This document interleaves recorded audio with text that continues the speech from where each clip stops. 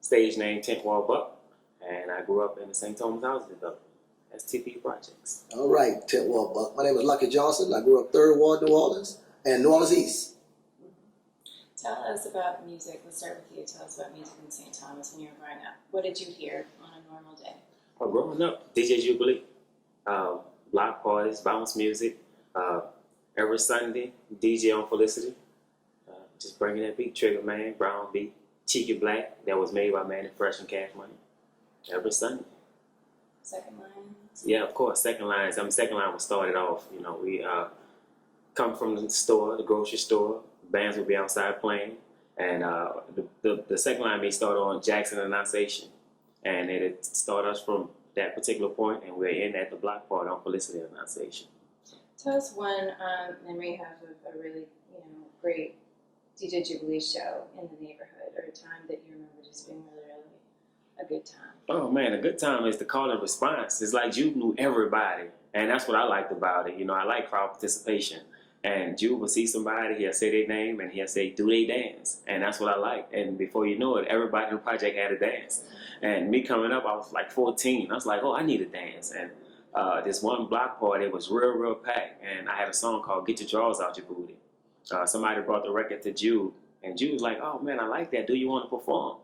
I was like, of course. I was scared, but I was like, of course, I had to pretend like I really wanted to do it. So he said, well, I'm going to bring up this next cat. And that's how I got my name, Tent Wall Buck, because I was just called Buck. But he said, I'm about to bring up Tent Wall Buck. That's how the Tent Wall Buck was performed. And then from there, I see people in the crowd mimicking what Jude do. I see a girl named Keisha. A little Keisha, get your drawers out your booty. Say what? Get your drawers out your booty. And everybody, all the girls were like, say my name, Buck. And from there, it was on and popping. Well, growing up, did you think that you were going to be a musician, that you were going to be a writer? Is it something you wanted to do, or is it something you were just, really, really interested in the music and it just came by happenstance, or what? I look at it as I'm an entertainer. I never did look at me being a musician. I didn't want to be a musician. My oldest brother, Mervin, he was the rapper of the family. And he was real good at the time, when he was focused on it. And one time I was playing, like, I'm going to be a rapper too. And they was looking at me. All right, Buck. You know what I'm saying? And so, but it fell in my lap by mistake. Me and my friends would just walk around the project, and he told this one girl, he said, get your drawers out your booty. I'm like, what? He said, man, tell her to get her drawers. I said, you know what? That's a song. And we just playing around with it. And then from there, I'll go home and I'll make another song. Then I came out with another song. I said, Buck is back. It was like, what you mean? I said, I'm going to make a song called Buck is Back. And then it's like, how it's going to go? So I was like, a buck is back, a buck. And it's like, for some reason, when I was coming up with these different elements and these different rhythms to songs, people would like them, right? And from there, 94, 95, Susan Sarandon did a movie called Dead Man Walking. They cast me to be in it. I became an actor. Met my real good friend, Tracy Kilpatrick. And then from there, I just went to doing all kinds of stuff. So. You both do lots of things. You're also an actor. Correct. You also came back from Houston doing something pretty famous. Yeah. Yes. But let's back up for a minute and tell us where you grew up and about music when you were young. What do you remember most? Yeah, I grew up uptown 3rd Ward, not too far from the 10th Ward, 6 in Baronne. The kids in my neighborhood were UNLV, Baby from Cash Money, Juvenile was up right up the street in the project in Magnolia. So I would go from uptown 3rd Ward to New Orleans East. But the music scene, I'm a little older than Buck, the music scene for us, we didn't have a sound yet in New Orleans. So Bounce hadn't been birthed yet. So we had like NWA and Ice-T and artists like that we had at that time. So when New Orleans created a sound, hip-hop rappers was rapping off of a Trigger Man beat. So what happened is, that was the beat of choice. But before you know it, some of the artists, even before Tucker, they come in and say, they would tell the crowd what to do. They'll tell the girls what to do. Bounce your booty, girl, bounce it, do it, shake it, work it. So it coined the phrase because there was never a name for it. So they curated a name, which was Bounce, because our hip hop scene was cats like G Slim and Fiend, a lot of rappers, which was a good scene. But Bounce was just something totally different. Everybody was able to dance and have fun and cut it up. So I would travel from uptown all the way to the east.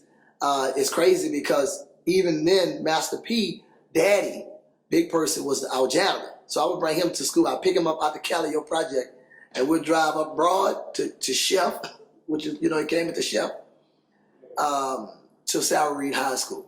So he said, oh, my son rap, and even then, any artist that was performing then, Mystical was rapping with 39 Posse. All of them was on the Parkway, and they was in Kel basement by his mom. He's making tracks. Soldier Slim was back under there. So I would go all the way to the studio with them because I lived in that area, uptown. But I went to school in the East. So what happened is, hearing the music, I eventually got off into rapping myself and Bounce. But first rapping, because Bounce wasn't birthed yet. It didn't come around till 88, 89, 90. The claim to fame came with Tucker when he came with the red tape with the way they at. But Bounce had already started a little bit before that. It just never was recorded because it wasn't accepted yet. It didn't even have a name. They didn't even have a genre for it. They didn't even name it anything. So of course, second line bands. I was in the band. Buck was in the band at Forshey. I played trombone at Reed. So the band, the music was embedded in my soul from the beginning. Just music, period. Being an entertainer, performing at various talent shows, winning the talent shows. My brother, he was an artist. I would take his songs and go perform them at 14, 15 years old. And, I just was excited about just the music scene, So hearing Big Person say, yeah, man, my son rapped, his name Master P, blah, blah, blah. We hear him, but we didn't hear him because we're still kids. So we didn't know he would become a Magu, you know what I mean? So it didn't matter. We just kids. He picked up Cain and Abel. He picked up Mia X from My Peaches. He grabbed the whole KLC, Craig B, Bobby D. That whole movie made them beats by the pound. And every artist that was in it, even trying to do something in the city, he had grabbed them, signed them, bought them a house, bought them a car, moved to Baton Rouge. No limit, just rolling, So, we didn't really know, we was like, whatever. But had we known, we'd have tried to get signed to that thing, But my pioneership come through even from Cash Money with Baby and used to do a gong show on 7th and Dryas right around the corner from my house at Club Newts with Bobby Marchan. He died, but Cash Money buried Bobby, as a matter of fact. And he was just given an outlet for artists to perform because the radio station, they really wasn't picking up locals. Really, New Orleans didn't have a local rap scene at all. But Bobby believed in a lot of artists. Still don't. Still don't, well, yeah. So, rest in peace to Bobby, but he saw different artists, brought them to the radio, tried to help them move along with their career, and he been an entertainer himself. But they believed in Bobby. They trusted his judgment. They respected his decisions on the music level because he had an ear for music. He had an ear for talent. He really did. So I'm rapping with Partners in Crime. We come from all the way out the East to the Gong Show, and we won the Gong Show, but they didn't want to sign us as a group. But UNLV won the Gong Show, and they signed them as a group. So my friends from Partners in Crime was a little upset about that. So I stayed still in the Third Ward, but I'm going to school in the East. So I just totally got out the music scene and became a solo artist. You know what I mean?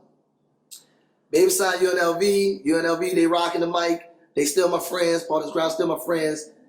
Partners Ground go sign with Big Boy Records. Boom. Let's beef. Let's feud. And it wasn't a beef like, it was more like just to make money. That's how it initially kicked off. It wasn't like we really don't like each other. Let's just make money. And if you say something about that person, then the person will buy that album to see what you say in response, in return. You know what I mean? So it was pretty cool. It was exciting times, They put together concerts. Cash Money put together a concert. Take 4 put together a concert. Big Boy put together a concert. And everybody had their own little style. Even Magnolia Slim, before he was Soldier Slim, he was burning up the local scene, the underground scene, killing it. So, my movement happened all the way from uptown to the East. And then I just became a little solo artist because I didn't care about the beat. Because I represented New Orleans in its entirety. And even as a teenager, I understood that. So I didn't really lay claim to a certain area. Like my friend is 10th Ward Buck, so I wasn't 3rd Ward lucky. I was just lucky, because I'm just all over the city. You know what I mean? So I really didn't, even as a young man, I just didn't lay claim to a ward like that. Not that I didn't want to, but my mom, she moved a lot, you know. Don't get mad, Mom, when you hear me say that, love you. But it is what it is. You're growing up in poverty and obscurity, and, you know, you just don't have the resources and the finances to just stay in one place all the time. You know? Second ward lucky. I thought you was third ward lucky.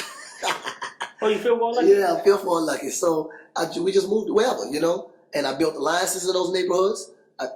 Not knowing that God had something in store for me, but I built alliances in those neighborhoods, became friends with the who's who in the neighborhood. So then when I came through that area, I had what I consider the rite of passage. So if I go to the 10th ward, people think I'm from the 10th ward because of my alliance with Buck. So they always, till this day, years later, they still think I'm from the 10th ward St. Thomas Project, and I've never lived that day in my life. But I respect everybody in the area, you know? So it wasn't about a territorial thing to me because that never made sense to me. You know what I mean? So what I champion now is, even to my young people, you know, of course represent who you are and your area, but not in a violent way. You know, sports, football, basketball, you got to put together a league like we did. So many ways to curb different things, right? Rapping, singing, dancing, get a dance group for your area. Don't have to be violence is what I'm saying, you know? So even during my teenage years coming through the gang violence and the fights from this ward to that ward and the shootings, I knew that I couldn't associate with that because that's not who I was. You know what I mean? So when I got older, I'm like, you know, the way I could change certain things within, like my friend tried to run for city council, or did rather, he got to try to change it from within, you know? So yeah, the music, that's my claim to fame of the music. I did a little group called Street Fighters, Fifth Ward Weeby, and some other good friends of mine was in my group, and I would mimic the fighters from the game. So that's what Bounce does. We just take anything, hot sausages, pepperoni, pizza, don't matter, put a beat with it, and you have Bounce, you know? So, yeah. Well, two things. For either of you, why do you think that Cash Money is always seen, especially from writers, as being like the bounce label? There's no limit, you know, for just as many people who are doing bounce songs, but they're just not really known like that. And early Cash Money, people really think of them as like a bounce label. And then secondly, why do you think bounce became the sound of New Orleans? What was it about that sound that really, you know, put this whole city kind of in motion musically? Want to answer it? I can answer it after you. Yeah. Okay. Well, I'm gonna answer the first thing when you said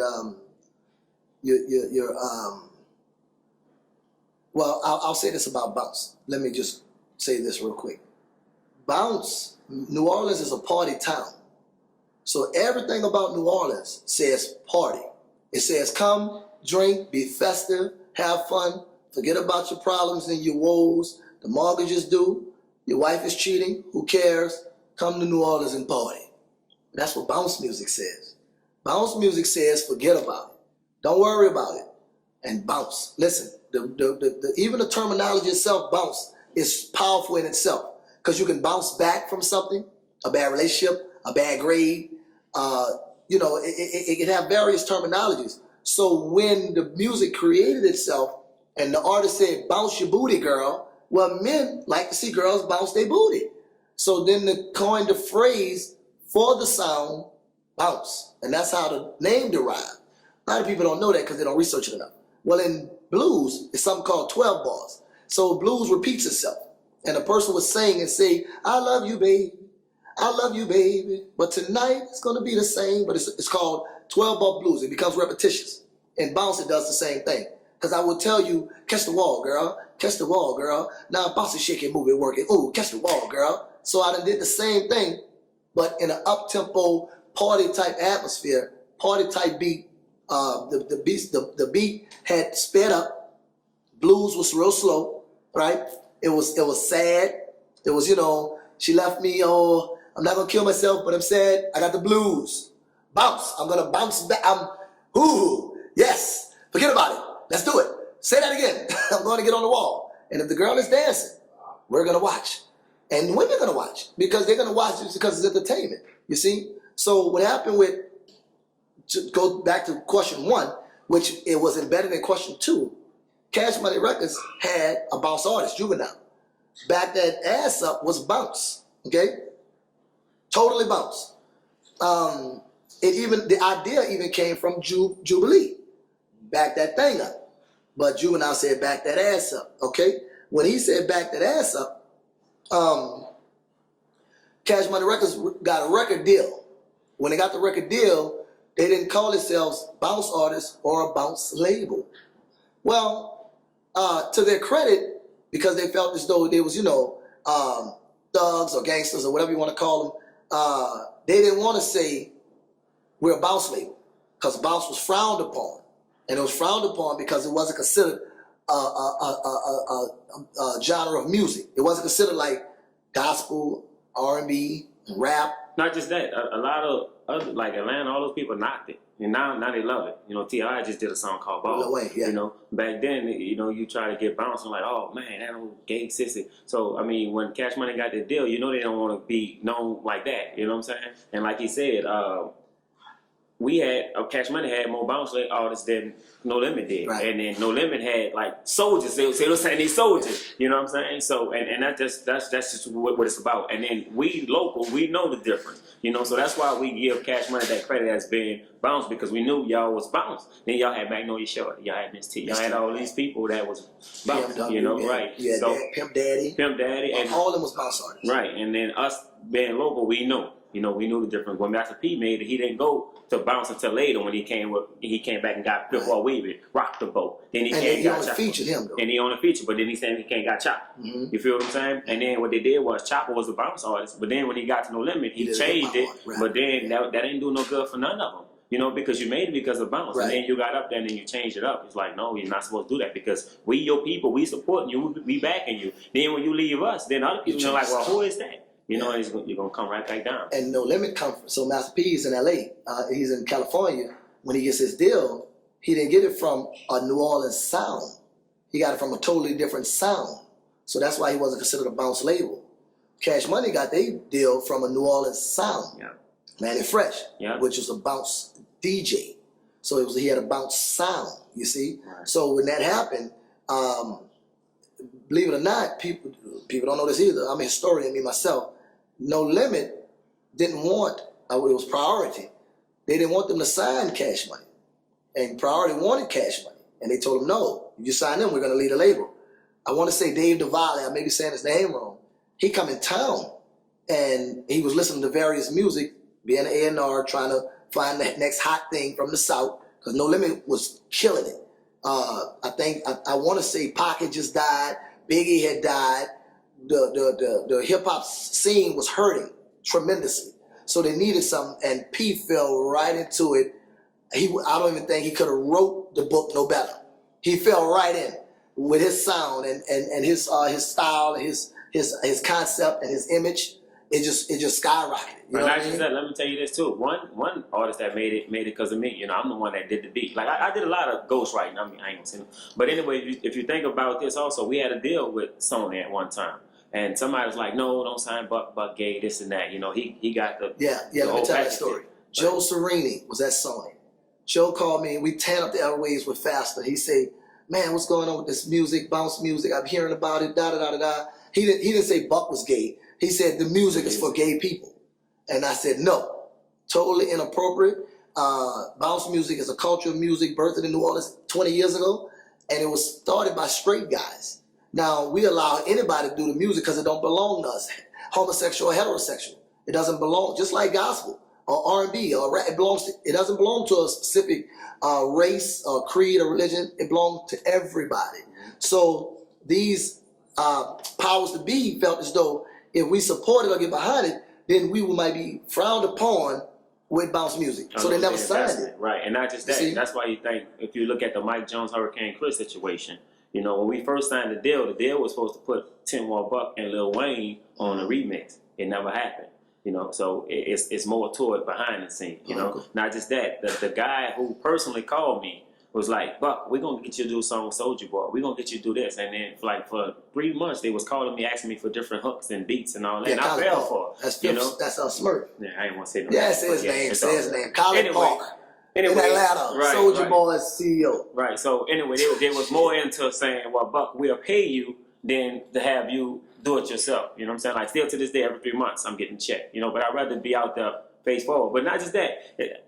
really fell in line to what I do anyway, because I don't like being the face of nothing. I just like to have open doors anyway. If you think about it, I'm the first one that did a book. You know, I wrote songs. I ran for city council. You know, I'm a jack of all trades, but I'm a master of none of them. You know what I'm saying? What I mean by that is, I have the ability to do something for a little while just to open the door for you or for him. You know, and then I want to move on to the next thing. And that's just the way my brain has been operating. You know, what we need to do next? Oh, we can do that? Let's do it. So other people can feed into it. You know, there's millions of people in this world that don't have nothing to do, right? When we did the stage play, we gave people something to do. When he opened his school, he gave people something to do. You know, when I'm ghostwriting for whoever I'm ghostwriting, I'm giving them something to do. You know, even my children's mother, you know, I made her artist. You know, I made a song for her that was real hot. You know, I was just testing the waters and seeing what I do. And so, you know, that just go back to saying that bounce is hot. T.I. just did a bounce song. However, for some reason, they don't want to use it. We got too many bounce artists for not one of us to have made it. However, somebody else, Yin Yang Twins and all those people. They call it crunk. Right. But the thing about that, they coming from a stronger base, a stronger network, a stronger team. That's Atlanta. You know, it's stronger. They got people behind them. Think about Atlanta music roll down here, right? Our music don't roll up there like it should. Only certain places, like you have to be from New Orleans and be a New Orleans DJ to get that bounce on that beat, or somebody have to ask. Down here, if you got a hot song, bands to make her dance. You know, that's gonna roll down here because that's just what we do. We not selfish. You know we gotta play other people's stuff at one point. But in Atlanta, they're not looking at it like that. And instead of the people that's up there to put us on doing it, they rather let other people feed off it. You know, and I'm not knocking T.I. I love the song. When they come on, I'm like, oh, you know, that's another door about to be open for us. You know, whether I make it as whoever, at least I know somewhere down the line, Buck name gonna be listed amongst the whoever need to be listed among. Not just that, I'm pretty sure my name been thrown around from Warner Brothers to Cash Money to whoever. You know what I'm saying? I just did a song with Lil Chucky. You know, I did several songs with Chucky, in fact, Young Money. You know, so a lot of major league artists. Right, and he ghostwrites for a lot. Yeah, a lot. But my thing is, like I said, I don't pursue it like that. I'm pretty sure I can. You know, I could go join those guys and just roll with them. I can say, listen, I'm volunteering. I'm just rolling with y'all just to roll. You know what I'm saying? Because they got camps like that. Like, we just need a stronger team. And we got Buck. You know what I'm saying? Oh, yeah, well, come on, Buck. You know, I can do that. But that's not how I obligate myself. You know, I know New Orleans need me. So I'd rather stay here and do what I got to do. Like, my friend Tracy Kirkpatrick wanted to put me in a movie at one time. I was like, no.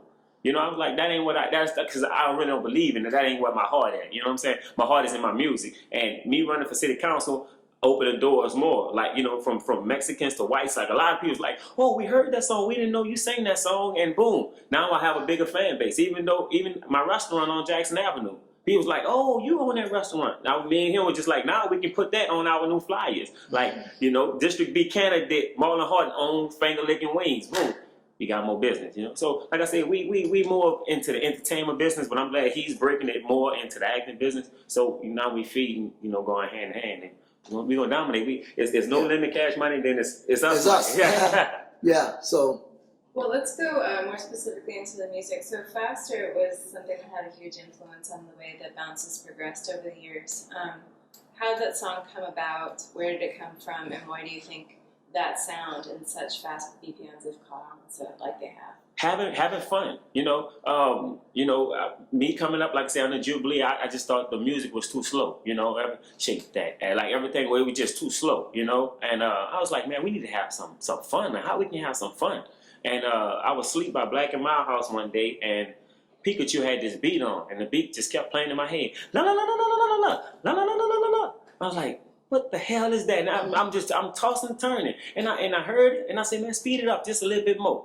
And it was like, I said, oh, that's a song. He said, what you gonna call it? I'm gonna say faster, because I told him speed it up. And then I would just say, faster, faster, faster, faster, faster. Then I took all the rest of the slangs that we say. You do it, put your back into it. Faster, faster, faster. And then I just went putting some new names into it. And then we took, and every, I think 12 to 16 bars, we put the faster back in it, just so the song can be consistent, and then people can know that the tempo is going faster.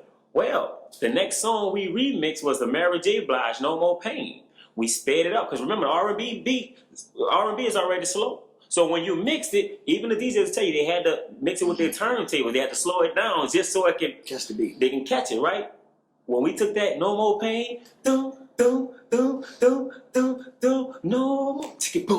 That was a rap. And now it's faster. Everything faster. Every DJ, when they start mixing stuff, it became faster. And then you had that hot song that then 104.5 radio station at the time. They put it was number one for 4 months, right? Right before Soulja Slim got killed, 2 months, Q93 put it in rotation. It was number one all the way up until his death. And what happened was, for 2 weeks, they kept, pushing his songs, and that's how it died out. But however, Faster was just the hottest song in the whole Louisiana. It was so hot that, who that was? Beyonce was right under us. Yeah, Beyonce. She had a song, I forgot which one, but it couldn't beat Faster for nothing. The Basement was on at the time. Who was DJ? Tigger was, DJ Rod Smooth. DJ Rod Smooth. Tigger said, who is the hottest, or what is the hottest, whatever in New Orleans? In Louisiana. In Louisiana. Something he said, and the DJ on BET, he said 10 Wall Buck. You feel what I'm saying? And that's just how hot it was, and like I said, it's just me having fun. And then that's how everything else that I do, drop it, give me 50. I was watching Major Payne, and he was telling, you drop down and give me 30, boy. I'm like, wait, hold on, what? I went to the studio. His first studio we had since before Katrina, right before Katrina. Yeah, a Big Face on Chef. Yeah, I said, I got a song. And he said, what? I said, chop me, give me 50. And I got in there, chop me, give me 50, drop. And what I took, and this is the first, and I'm the reason why stuff got chopped up too. Because when I say drop me, give me 50, I said, Black, I want you to chop that up too. So if I say drop me, give me 50, then with the chop. Yeah. Then I say, she want that good jug, and when they're getting chopped up. And then when we got it, I got in the car and we was listening. I was like, what y'all think? And I was like, Well, we gave it to one girl in a project, in the St. Thomas project. And it was new, it was fresh to her, it was fast. Man, when I tell you they played that the whole night from there, boom, it jumped on. You feel me? However, 104 wouldn't play no more. It was just Q93. And Q93, for some reason, if the other radio station don't play it, they don't play it. Remember, 104 played Faster, Q93 jumped on it, right? When Drop and Give Me 50 was so hot on the street, Q93 never played it. Even when Mike Jones got it for some reason, they didn't play it. However, 102.9 came into play. Then when they came into play, when they had the little morning thing with Abe and Chicken. Now you got Social Shakedown on the Saturdays. You know what I'm saying? That's after Drop and Give Me 50. No, I know that, but I'm just showing you the difference. I'm trying, right, and like sometimes you need that competition. You know what I'm saying? Because if you don't, then guess what? Right, like they have 504 radio. I'm like, we need, we don't just need our stuff played on 504 radio. We need to play it on other stuff too. Yeah. Now we do understand that it got to come from the street. However, if an Atlanta song coming is hot, it don't come from the street first. It comes straight to that whoever program director, and they say play such and such. You see what I'm saying? So, but I do everything by fun. I just be having it, Now, from an executive standpoint, when I started my record label, Big Face Records, I didn't have an artist.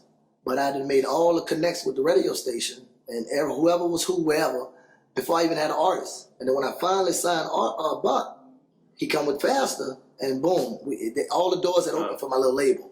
They were like, yeah, now you got something, which I understood. At first I didn't understand because a lot of those people were my friends first. Before, the business even, so I was like, well, I'm doing a label, blah, blah, blah, blah. Not really knowing that, I need an artist.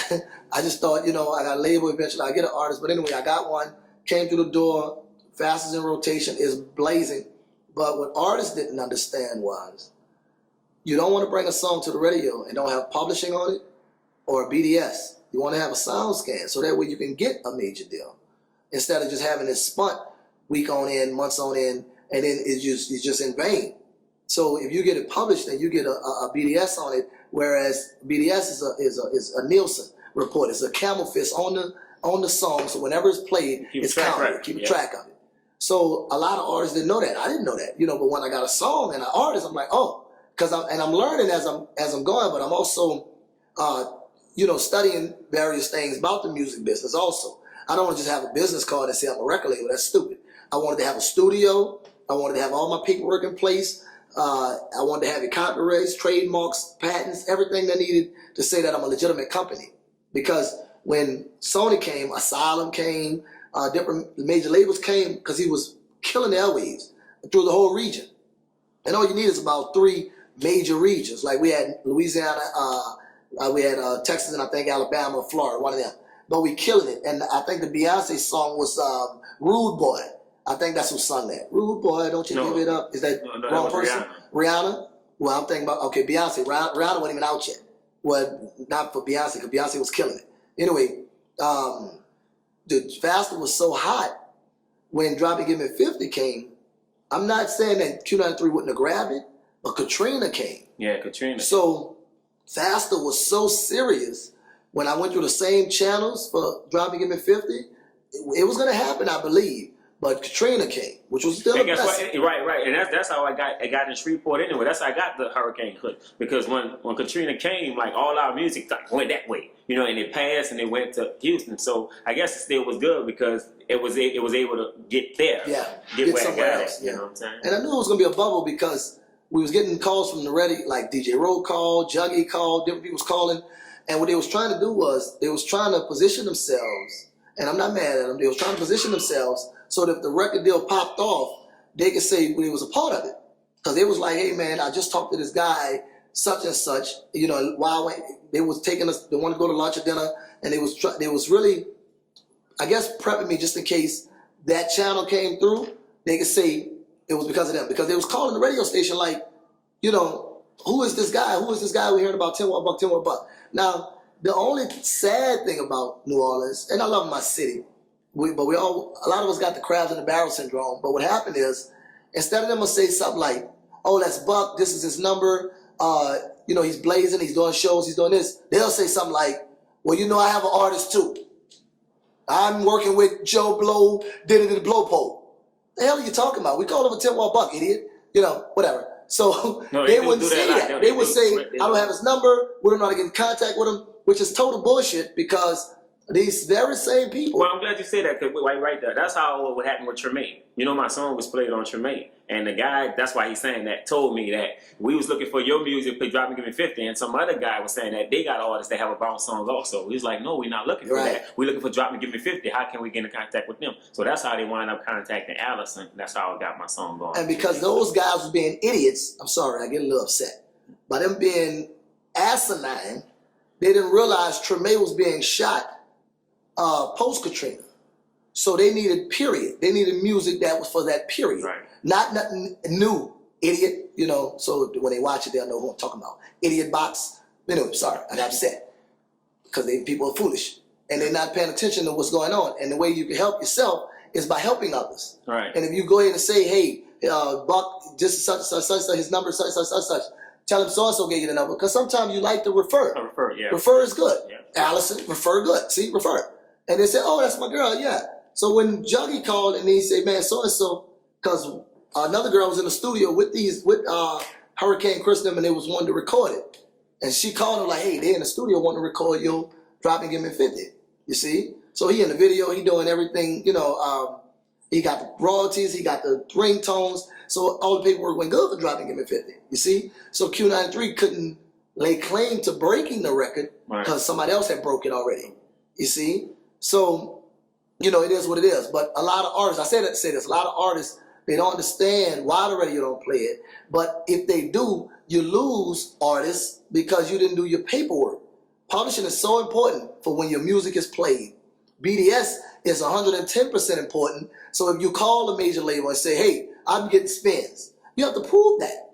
And then they say, how can you prove it? You be like, well, hey, okay, we can screw you. We first of all, we don't have to give you a joint venture because I want them to sign the label.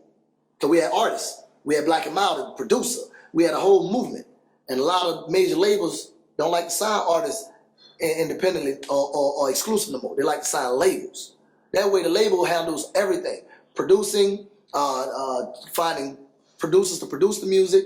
They write something, you know, We got the chemistry still left because if we working good together, then let's keep them all together instead of trying to get them work with you because then it changes. You know, like I only work with one producer, Black and Mild. Like I go to other places and the producer looking at me for help. Like, when I go to Black, he already know what I want, what I'm looking for. I know what he want, and it happens. You know what I'm saying? And the violet from Universal, when he come to New Orleans, I want to say Essence Festival, Bayou Classic, one of those festivals, he was looking for artists. And he heard bounce, but he heard vulgarity. He heard subject matter wasn't no good.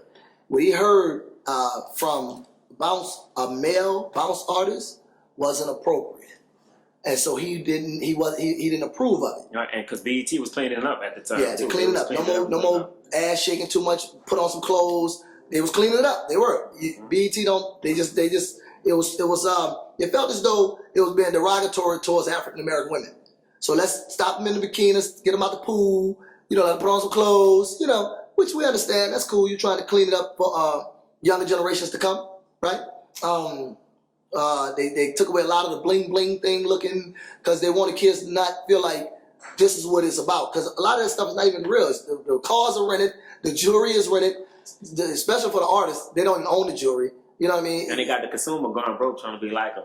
Yeah, exactly. Poor kids. But thank God for knockoffs. No, just kidding. But yeah, they so what happens is the major labels felt as though when they come looking for sound, the bounce artists, if they run across the wrong bounce artist, and I'm not knocking no bounce artists because I like that, I love what they're doing, but I had to literally have a meeting. I consider myself ambassador for bounce, and I literally had to have a meeting with as many of them as I can about their subject matter, about their lyrical content. As a man, do not say suck it and do this and do that. You can do it underground, that's fine. But if you're on a mainstream, because you eventually get there, when you get on the radio and you have hundreds of thousands of people in the audience, you're mainstream. You're not underground no more. Right. You're not up and coming. You've came. Okay? Your subject matter, you don't know who's in the audience, who could be a potential investor, a backer. You understand? A lot of them don't know the business of it. So they get up there and they say a bunch of shit that they shouldn't say. And I'm saying, listen, you got to stop saying that shit.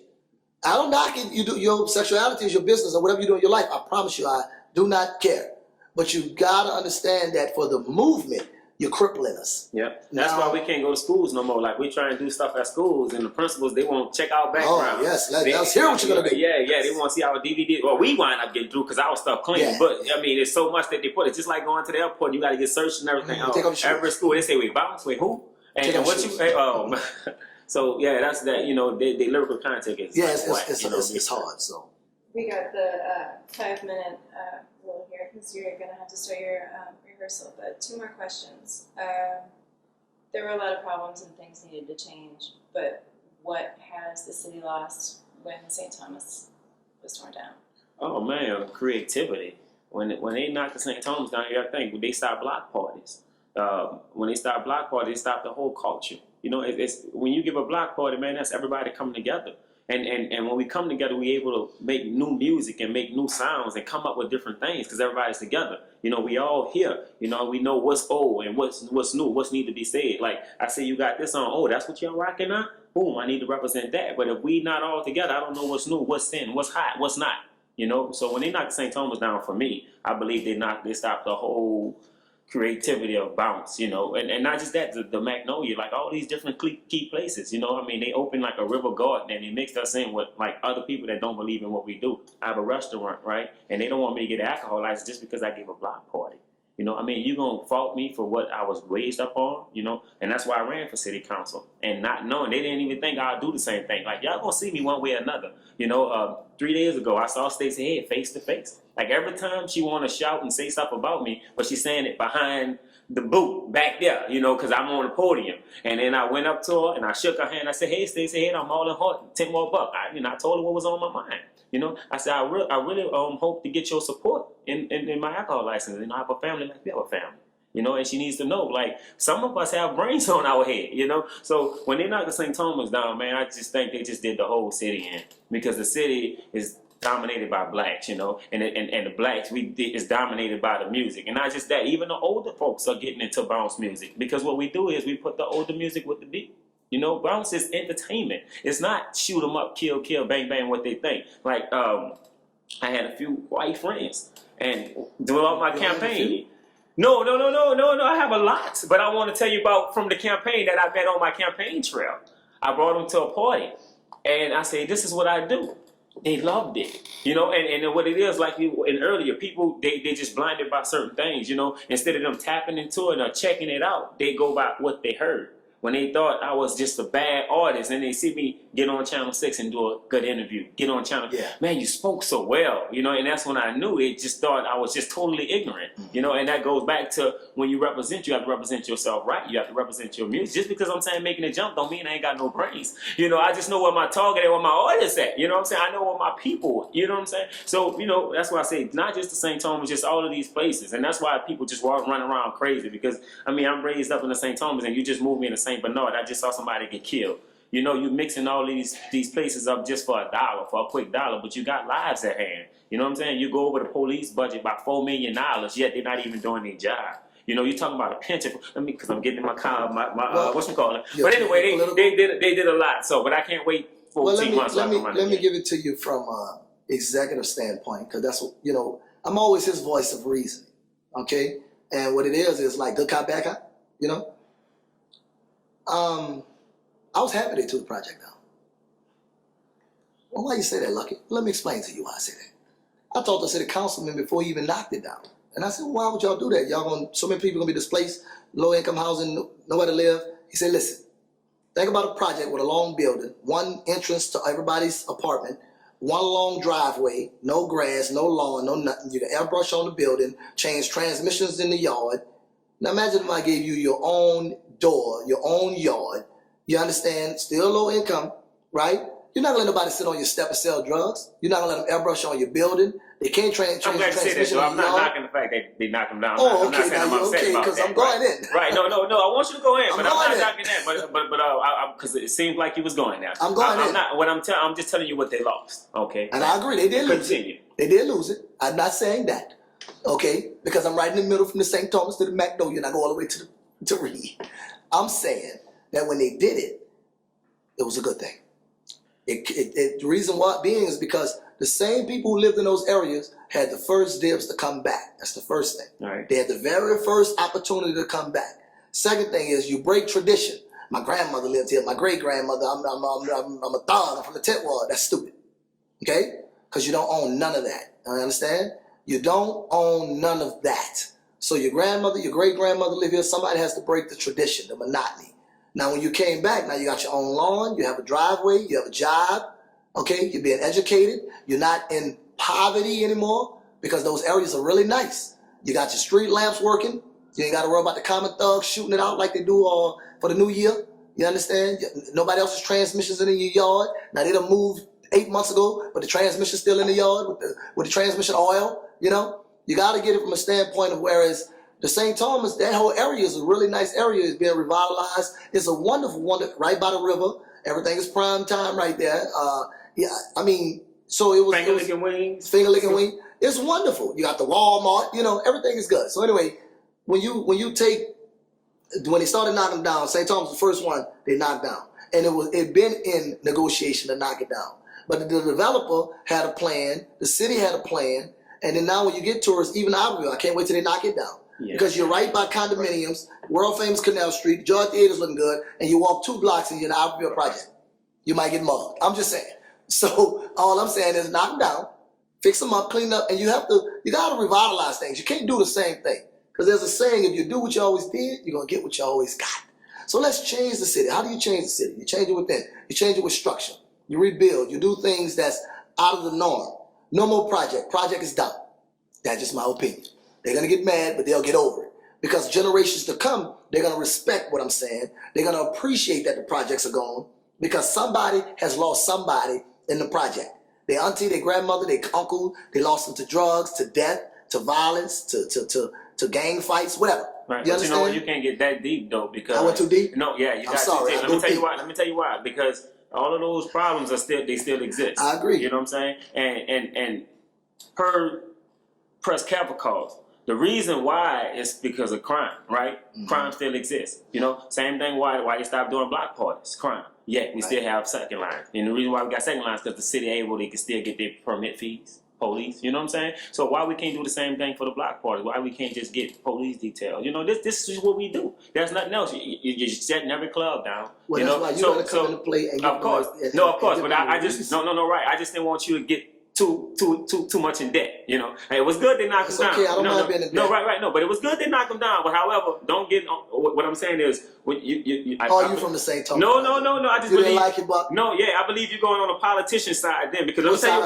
why. We just said walk the middle. Walk the middle. Let me tell you why. Okay. Because remember, I was on a campaign trail. Yeah. And what they believe is all of these reasons are the reasons for crime. However, they've done everything and crime still exists. Tell them what's the reason for crime. Tell them what you are. Oh, what you mean? Poverty. Oh, okay, that's where you want me to go? Okay, let me tell you something.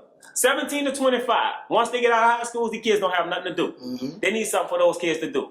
I did something in St. Thomas, a basketball league. Me and Lucky both together. And for 2 straight months, they didn't have not one incident. Right afterwards, when they stopped that, boom, it started right back up. So what you got to think is, I don't mind it not right, but you got to keep pursuing. You got to keep, what we got to do. You know what I'm saying? So, and I'm let me go in a little, not too deep. My friend don't like me to go too deep. When we find out that somebody's having a problem with somebody, then we created this basketball league. We found out that this ward was beefing with this ward. We found out Joe Blow had a problem with Billy Bob. And we made them come together in basketball and football. And then like some of the city leaders and the police people, they was like, how did y'all do that? All you got to do is listen to us. We in the streets. Yeah. Buck said on his campaign trail, he's poverty, which meant he grew up in poverty. He was raised in obscurity. He saw the worst of the worst. Things that you probably only dream about. You understand? I just said, I've been shot. He's been shot. Yes, he has been shot, and it's not a good feeling. That lead is hot. Yep. You understand? But he's able to tell it from a standpoint of the victim. Yep. You understand? Not necessarily just a bystander. You see? Because he felt, and he was in the wrong place at the wrong time. Our friend got killed. He got shot. He was only DJing. No beef. Didn't have a problem with nobody. The guy just shot up the house party. As a matter of fact, it was just on the news a few days ago. They shot up another house party across the river. Somebody had a party. 4 people got shot. It was on the news. So it's been happening since house parties. I'm sorry, been happening. You know what I mean? Not just that, they only gave me 200 votes. These the people in City Hall. They say you're only gonna get 200 votes. You ain't gonna last, and people ain't gonna support you. I got 1,300 votes. People supported me. I last and I won my precinct. Right. That's telling you. And that's with a low budget. That was just us running off of what we believed in. We ain't go knocking door to door and all that like the other politicians did. We ain't know. We just stood our ground for where we was, and boom, the people supported us. So my words to crime and to the city is to find something for that age group. Because when you get 28 and all that, you get old, you be like, oh, you know what I'm saying? And don't blame it on bounce. Right, and don't blame, right, exactly. You know what I'm saying? It's just that what happened is we used to laying around waiting for something to happen. And then when you get 27, you're like, ain't nothing gonna happen. Let me go out and do it. You see what I'm saying? It is what it is. Think about it. You growing up, stuff was always happening. You're getting food stamps, hurricanes always coming. We getting FEMA. You know what I'm saying? Seriously, I'm telling y'all, I lived it. You know what I'm saying? We made a song like that. FEMA. Yeah, what is your FEMA number? You know what I'm saying? Even when Katrina came, before Katrina, I had a lot of money. I had 3 different cars. Yeah, come on, man. So Katrina came and then boom. So you know what I did? When Red Cross came, I was first in line. I was calling him from Baton Rouge. I wish I would tell us what. You know what I'm saying? So we was used to it. So all while we was in Houston, we just laid back. I'm like, I ain't going back to New Orleans. You know what I'm saying? But guess what? For me, I turned 28. I was like, no, man, I need to go back. And I passed by Baton Rouge, and for a while, he didn't want to come. And then you know what? He came on back, and look what we got. You know what I'm saying? So that's what it's all about. It's about finding something for those kids to do. When you find something for those kids to do, I guarantee you'll see a difference. Right. And the epitome of struggle and also of success. Because we just graduated from college. We're high school graduates. We own businesses, We have motion picture films. We're doing stage plays, So we just try to encourage everybody, especially youth. Everybody, you can do whatever you want to do. Set your mind to it. Be consistent. Be focused. And don't let nobody never ever tell you what you can't do. They was like, Buck, don't sound with Lucky. I had goals in my mouth, dreads. Oh, he's a thug. No, I'm very intelligent. Don't get that twisted, right? And I did my homework already. Yeah. You can't tell me what not to do. Same thing in college. They was like, wow, you're gonna let. I think they wanted me to do some. Oh, I was homecoming king. I was Mr. Oh yeah. Look, it was like, wow, this is the guy that's representing the school, But hey, I was getting A's and B's. I was goddamn valedictorian. Hello, I was cum dum laude. So you can't deny me. You know what I mean? So it is what it is. So I share that because I don't judge. And yeah, they knocked the project down. I was sad at first, but then I understood that it's for the betterment of the people. And not black people, all people in general, in life. You understand? Because St. Thomas got whites, Asians, blacks. Is everybody lives back there now. So it's multicultural. You understand what I'm saying? Everybody's learning each other's culture. Because Asians might eat a certain delicacy. African Americans might cook a certain way with certain ingredients. And they're able to infuse that, giving us the gumbo. You know what I mean? Giving us the diversity in New Orleans, because it's been diverse since the Cold War. since the French fought the Spaniards, but I don't want to go too far. Okay, but I go deep. The history You know, so I'm just a historian. I'm a traditional person. I know I like to learn and know things. I don't want to just talk about it. I don't know what I'm talking about. You know. Last question, because we know you gotta go. What has been your, if you can, it's a difficult question, but your favorite show, your favorite bounce show of all time? You can remember, or at least the one that sticks out in your head, either good or bad, or just the most memorable. Oh, I got two. One, I had to be Mario to get in the House of Blues. DJ Jubilee. He had the song called Mario. He had got the deal with Tommy Boy Records. And I was young. I was a ghostwriter. I was writing songs, waiting for my turn. And it was like, well, Buck Young, how can we get him in the House of Blues? They came and said, well, you're going to be Mario. And I sure was on the stage, being Mario, you heard me? Because I'm getting the thing. And then it was another one where we was at Riverboat Hallelujah. It ended up having a fight. But before the fight, it went down. I'm talking about every artist was there. I'm talking about everybody at that time that was hot was there. And for me coming up, I needed to see all of those people. You know, I was never starstruck, but I was trying to mimic who do what, how to, carry myself or whatnot. You know what I'm saying? And everybody was just coming through like, okay. You know, I'm just getting my experience. So they one show at the House of Blues, I had to be Mario, and another show, Riverboat Hallelujah. Take 4 took over both of them.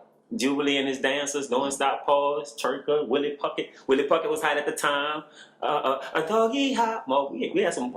Tell you, I was writing some music, boy. But yeah. Well, Buck had an awesome show. It was one Bayou Classic year. It was cold, but he tore it up. It was like they call it a fan festival. They did it this year. It was right by the Superdome before the game. Had to be Saturday morning. I forget how many years ago, but it was real explosive because they had a whole bunch of artists that performed. But when Buck hit the stage, the crowd had lit up, and you can even hear the response was a little stronger than the artists that went before him. And No, Riverboat. No, my favorite show was Riverboat because when they was about to make me perform, nobody want to perform after me. So it was like, no, I want to go before Buck. Remember that show? Everybody, all the artists like, no, let me go because they know I be shutting it down. I had the Faster Boys. I brought up we had 8 Faster Boys, the hottest dance group at the time. You heard me? And right before they were like, well, let's bring up Buck. We had to go somewhere else. But they was like, no, let us go before Buck. And that Riverboat. Mm-hmm. Yep. So that and so many memorable moments. It'd probably be with Soulja Slim. God bless him. Tina show. I meant to go with the Tipper show. It was a show before that one, but I can go with the Tipper show too because that was a week before he died. Yeah. And I did the last interview on him before he died. I was a host of a TV show called All Good, and did it for like 7 years, right? And I interviewed him, and UNLV, BG was there. BG had just left Cash Money. Juvenile had just left Cash Money, and Soulja Slim had just left No Limit. They had started their own labels, UPT, Cutthroat Committee, and Chopper City. So it was a celebration. You know what I mean? It was a celebration of independency, and it was really a real good vibe. You know what I mean? They in there smoking and doing what they doing. I don't smoke. They was burning me with it, and I was like, hey, you're burning me with the weed, but just keep smoking. I'll keep interviewing. You know? So it was really, really nice, and it was his birthday, and it was a record release for his I'll Pay For It and Slow Motion. The biggest records he had to date, biggest record since No Limit, after No Limit. He had never had a record this big. It was sensational. Jay-Z was looking for him to sign him. You know, they was in negotiation, and a week later he got killed. It was really disappointing because he was a New Orleans jewel. You know, and very sad and tragic. Something may have caught up with him years ago because him and Soulja Slim at this prime of his life, he got away from foolishness. He got away from everything. You know, no beef, no fussing, no argument. He had an entourage, bodyguards. Y'all deal with it. I'm over here. Something caught up with him from years ago, and it haunted him, and that came back to and it killed him. You know what I mean? Good guy, good friend, stand-up guy. We come out the same area, out the Third Ward, and that was an explosive show. You know, it was really good. It was memorable. He tore it up. You know, everybody in the audience was singing with him. Sometimes, of course, death is untimely, but only God knows. You know what I mean? So maybe God knew and just let him give his best performance ever because he was going to call him home.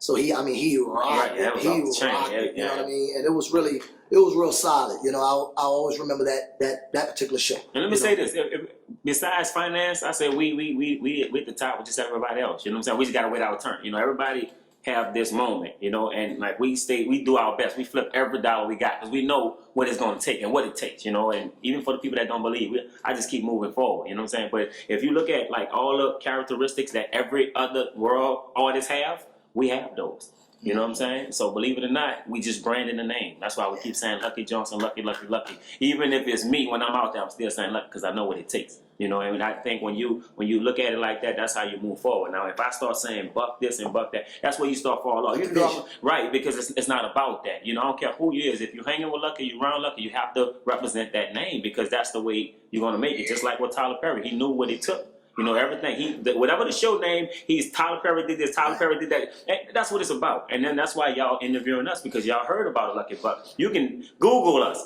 You know, one guy asked me for my resume. I say, listen, I don't have a resume. Google me. And sure enough, he didn't even need a resume. There it is. And, you know what I'm saying? And to reiterate what he said, it's about the brand. It's not about me, the individual, because I'm not selfish. You know what I mean?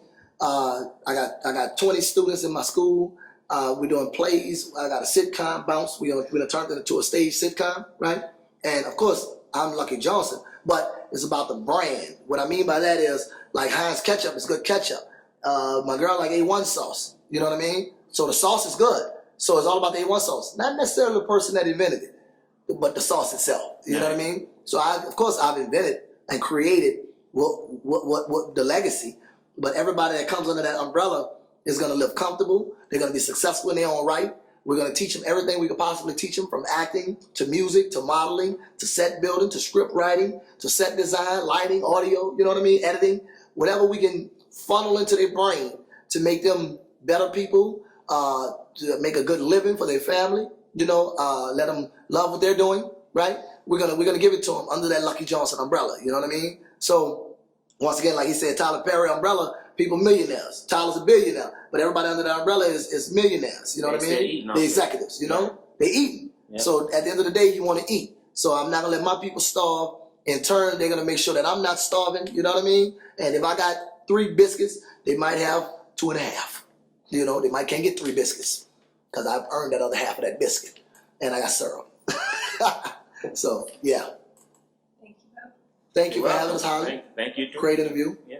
Make sure you catch us in all the movies. Thank you. All right.